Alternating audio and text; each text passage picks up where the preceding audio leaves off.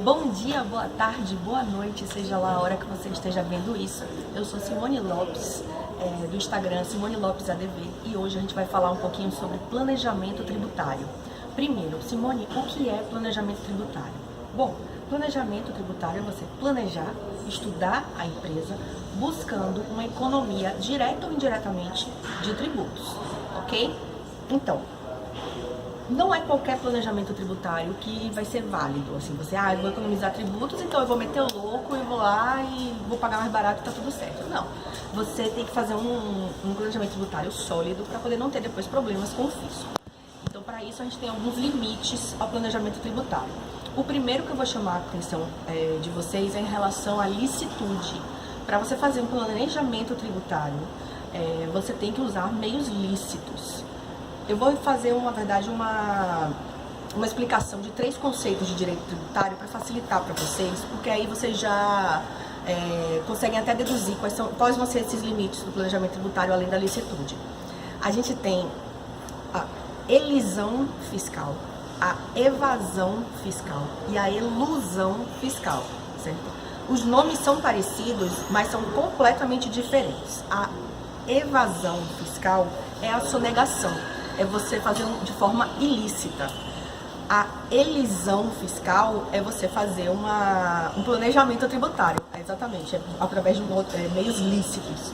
E a elusão fiscal é você usar como eu posso dizer, é você usar de artimanhas, é você usar de simulação, de abuso de forma na hora de pagar ou não pagar, no caso, né, os tributos. Explicados esses 3 institutos, então a gente consegue perceber, bom, o que diferencia, certo? A elisão fiscal, que é o planejamento tributário, da evasão e da elusão.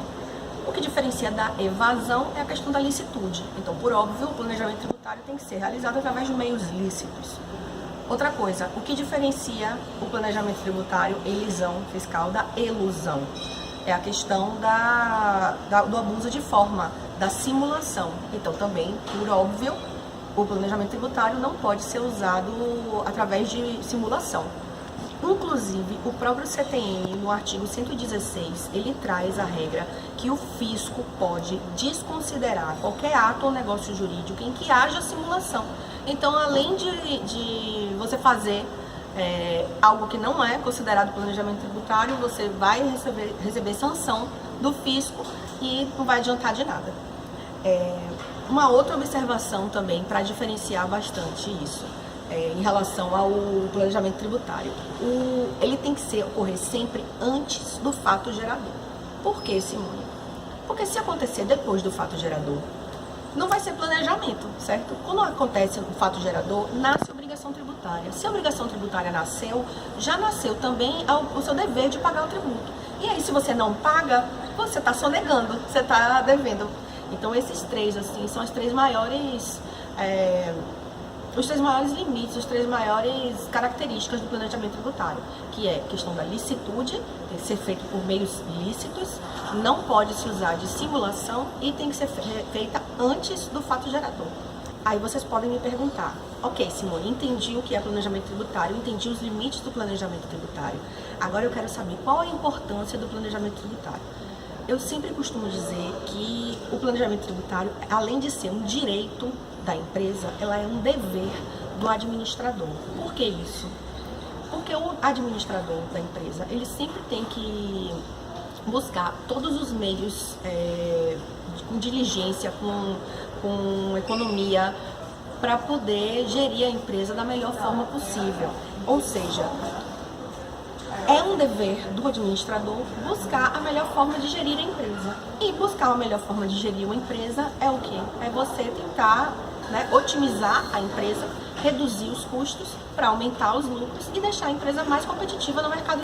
Mas como que faz? Que é a pergunta de $1 milhão. É o que eu tenho certeza que todo mundo quer saber de verdade. Bom, primeiro, para você fazer um planejamento tributário, você tem que estudar a empresa como um todo. Então, não é só você ver a parte tributária, certo? É um estudo multidisciplinar de toda a empresa. Daí o que acontece? Você tem que olhar quais são os objetivos da empresa, olhar qual é a atuação, de que forma essa empresa atua, como que funciona o nicho de mercado dessa empresa, a organização interna dela, analisar os contratos com os fornecedores, analisar também o local em que ela está. Tudo isso é importante, porque o planejamento tributário ele tem que ser feito caso a caso. Tudo isso tem que ser analisado, a empresa como um todo, para você ver qual é a melhor forma de você fazer o planejamento tributário. Às vezes é você alterando o lugar da empresa, por exemplo, você percebe que no município vizinho você tem um benefício fiscal que no município que sua empresa está você não tem. Então, por que não mudar a localidade da empresa? Ou então fazer uma mudança no regime tributário? Quem sabe conseguir contratos mais favoráveis com os fornecedores? Tudo isso tem que ser levado em consideração. Para finalizar, eu queria deixar 2 dicas muito importantes para vocês. Primeiro, se você for utilizar nesse planejamento tributário interpretação de benefício fiscal ou de lacuna da lei, sempre faça uma interpretação restritiva, porque se você fizer uma interpretação ampla, o fisco certamente vai desconsiderar o seu planejamento e você vai ter problemas. Quer discutir tese jurídica? Vá para o judiciário. Não queira discutir tese jurídica ou fazer interpretação ampla em planejamento tributário, porque você vai ter o seu ato, o negócio desconsiderado pelo fisco. Você vai ter problemas, vai sofrer sanções, vai sofrer multas, ok? Uma segunda dica que eu dou para vocês, também muito importante, presta atenção nos limites éticos do planejamento tributário. Porque não adianta você fazer um planejamento lindo no papel, certo? Tá tudo ok no fisco, mas você ferir algum limite ético da sociedade, entendeu? Porque isso você pode ter até um benefício fiscal à primeira vista, mas você pode ter um dano muito grande à imagem da sua empresa. E danos à imagem da empresa hoje em dia é muito mais complicado de você recuperar. Pode até inviabilizar o seu negócio, você pode sofrer boicotes, enfim. Então, sempre prestando atenção naqueles limites que eu expliquei para vocês antes, prestando atenção na questão da interpretação restritiva e com os limites éticos, a gente consegue fazer um planejamento tributário com muita responsabilidade, que vai com certeza trazer muito benefícios para a empresa e deixar ela cada vez mais competitiva no mercado.